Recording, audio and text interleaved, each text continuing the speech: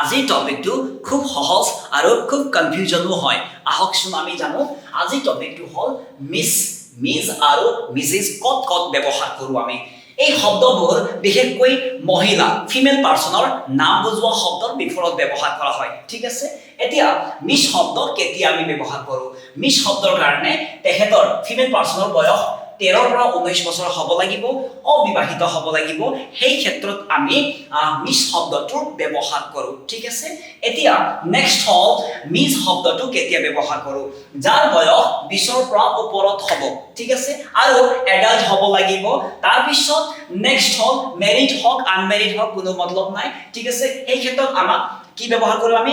miss ব্যৱহাৰ কৰোঁ তাৰ পিছত মিছ ইজ এই শব্দটো আমি বিবাহিতৰ কাৰণে এজ মেটাৰ নাথাকে ইয়াত নেক্সট হল চাইল্ড গাৰ্লৰ কাৰণে নো টাইটেল যাৰ বয়স 12 বছৰৰ পৰা তলত হয় তেখেতলোকৰ কাৰণে আমাৰ টাইটেল নাথাকে দ্যাটস অল সহজ হল নে